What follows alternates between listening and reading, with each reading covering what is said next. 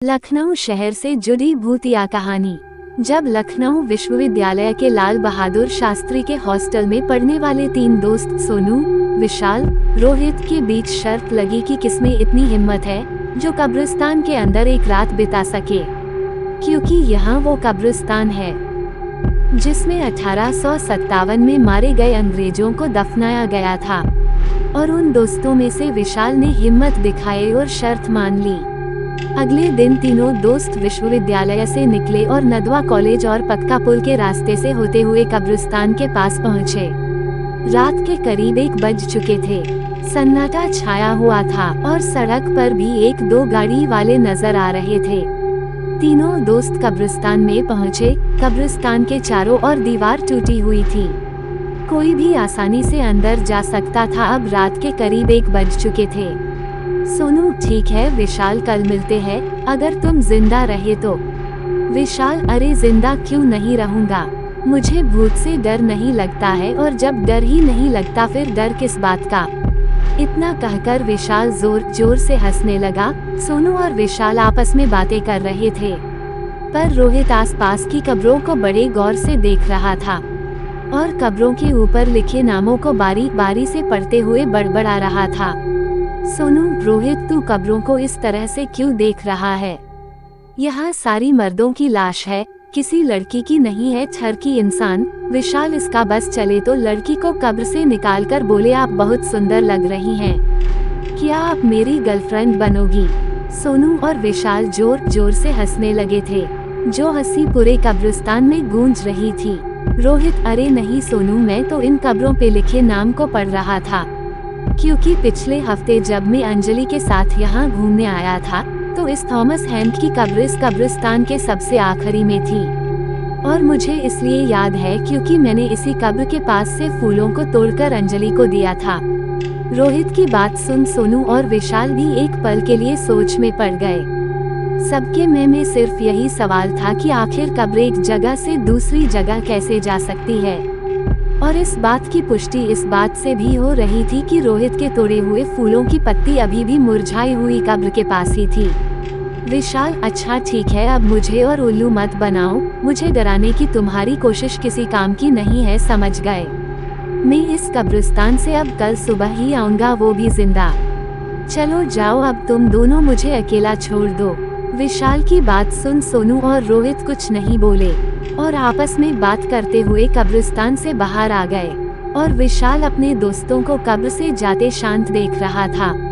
और उनके जाने के बाद विशाल उसी थॉमस हैंड की कब्र के ऊपर बैठ गया और वहीं पर जमी घास को नोचने लगा। उसकी नजरें पूरे कब्रिस्तान को ताड़ ही रही थी।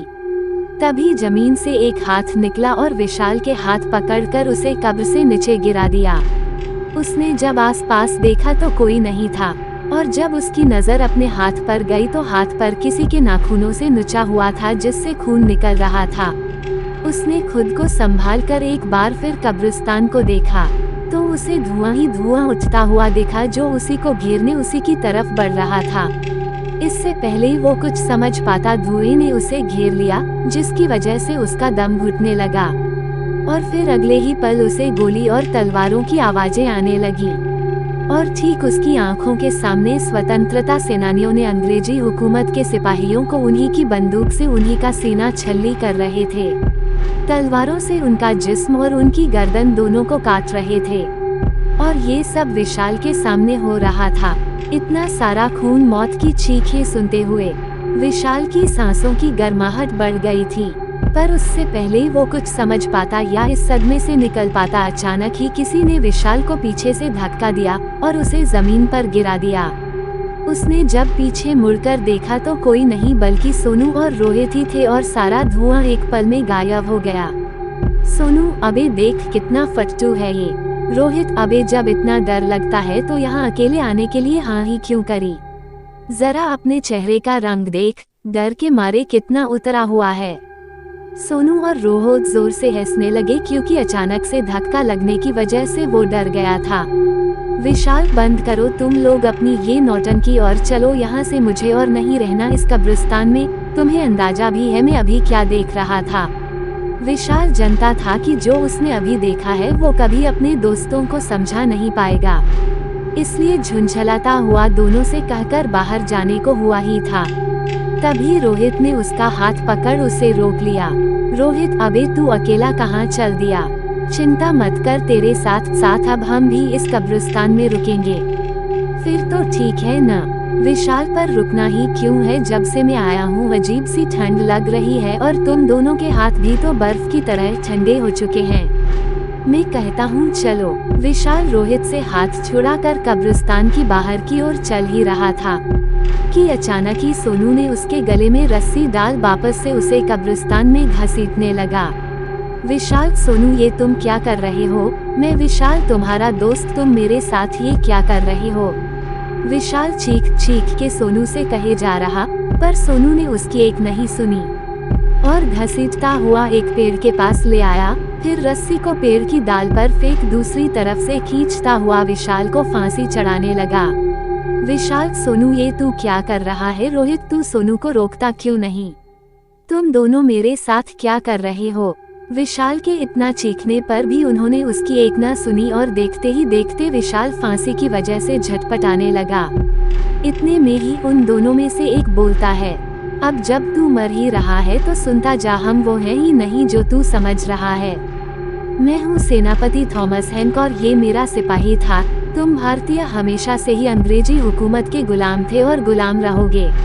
इतना कहकर उन दोनों का शरीर धीरे धीरे अंग्रेजी हुकूमत के सिपाहियों की पोशाक से डर गया, जिनकी आंखों के सामने विशाल फांसी पर लटका तड़प रहा था।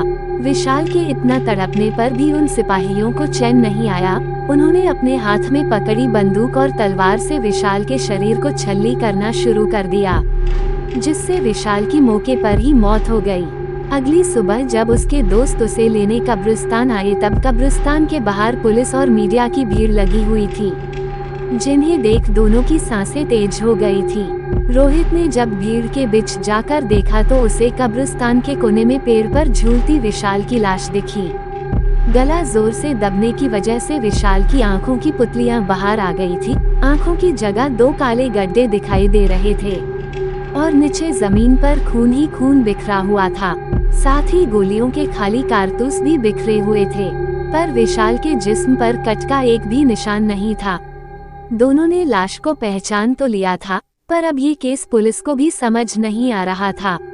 पर पोस्टमास्टम से ये बात साबित हो चुकी थी, बाहर से भले ही उसके शरीर कोई खरोच न हो, लेकिन अंदर से उसका शरीर गोलियों से छल्ली पड़ा था और अंदर से मांस नशे, यहाँ तक कि हड्डियां भी कटी हुई थी।